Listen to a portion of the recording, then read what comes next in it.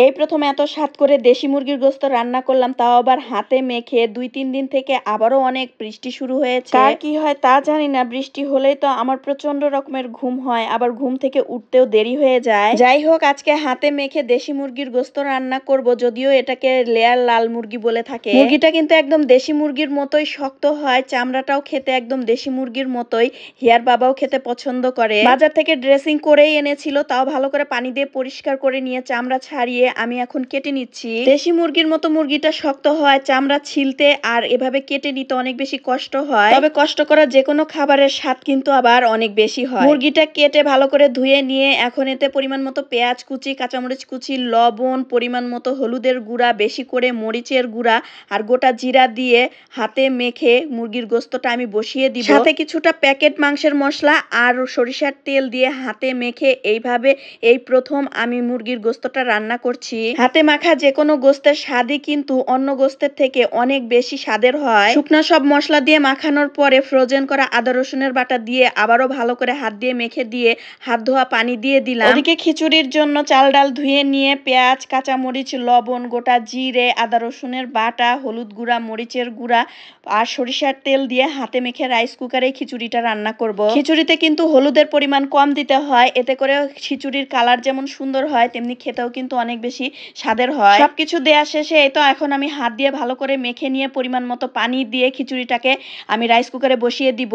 আর ওদিকে কিন্তু আমার দেশি মুরগির ঝোলে একটুখানি পানি দেওয়াতে দেখেন কতটা পরিমাণে পানি উঠে গেছে। এক্সট্রা আর কোনো পানি এতে দিব না, এই সম্পূর্ণ পানিতে মুরগিটাকে আগে ভালো করে কষিয়ে নিব।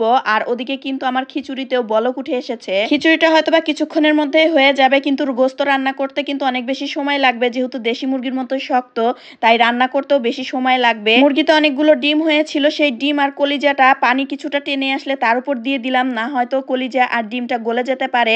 সিদ্ধ হওয়ার পর ওগুলো আবার উঠিয়ে নিয়ে মুরগিটাকে এখন ভালো করে আবারও কষাবো, সাথে কিছু আলু দিব। এদিকে গোস্ত কষাতে কষাতেই কিন্তু রাইস কুকারের খিচুড়িটাও হয়ে গেছে, একদম গরম গরম, দেখতেই কিন্তু অনেক বেশি লোভনীয় হয়েছে। আর খিচুড়ির কালারটাও কিন্তু মাশাআল্লাহ অনেক বেশি সুন্দর হয়েছে। আর এই তো এখন গোস্তের ভিতরে আলু দিয়ে দিচ্ছি। আমার বাসায় যে কোনো গোস্তই রান্না করা হোক না কেন, আলু ছাড়া তো সেই গোস্ত রান্না চলবেই না। হিয়ার বাবা আর হিয়া গোস্তের থেকেও আলু অনেক বেশি খায়। আলুগুলোকে গোস্তের সাথে ভালো করে কষিয়ে নিয়ে পরিমাণ মতো ঝোল দিয়ে দিলাম। গোস্ত আলু সিদ্ধ হয়ে আসলেই, ঝোল টেনে আসলে এখানে আমি ভাজা গরম মশলা দিব, যেটা আমি আগে থেকেই বানিয়ে রেখেছিলাম। যে কোনো গোস্ত রান্নার উপরে এই ভাজা মশলা এভাবে দিলে সেটা খেতে যেমন স্বাদের হয় তেমনি এর ঘ্রাণও অনেক বেশি সুন্দর হয়। এই তো রান্নাবাড়ি শেষ করে সবাই মিলে কিন্তু একসাথে খেতে বসে গেছি। বৃষ্টির দিনে গরম গরম খিচুড়ির সাথে হাতে মাখা দেশি মুরগির গোস্ত। খিচুড়ি যদি ভালো হয় আমার কাছে খালি মুখে খেতেই অনেক বেশি স্বাদের লাগে, তারপরে যদি গোস্তের ঝোল থাকে তাহলে তো সেই স্বাদটা আরো কয়েক গুণে বেড়ে যায়। মুরগির এই ডিমগুলো আমি ভীষণ রকমের পছন্দ করি, আর আমার যে কোনো পছন্দের খাবারই দেখি হুরেরও খুব পছন্দ, সাথে করে নিয়ে বসেই আমিও খাচ্ছি আর পাশ থেকে ওকেও খাইয়ে দিচ্ছি। মুরগিটা একদম দেশি মুরগির মতোই শক্ত আর ঝোলটাও একদম দেশি মুরগির মতোই হয়েছে, সাথে পেঁয়াজ আর গোস্ত নিয়ে গরম গরম অবস্থায় খেতে অসম্ভব রকমের মজা লাগছিল। হিয়ার বাবা আর হিয়াও তো অনেক মজা করে গোস্তটা খাচ্ছিল, আমি এবার কিছুটা ভাতের সাথে চামড়া নিয়ে খাচ্ছিলাম। চামড়াটা কিন্তু ভাত দিয়ে খেতে অনেক বেশি মজা লাগে, দেশি মুরগির মতো। আজকের ভিডিওটা এই পর্যন্তই। ভালো লাগলে কিন্তু সবাই একটা লাইক কমেন্ট শেয়ার করবেন। সবাই ভালো থাকবেন, সুস্থ থাকবেন, দেশ ও দেশের বাহিরে প্রবাসীরা নিরাপদে থাকবেন। আল্লাহ হাফেজ, টাটা।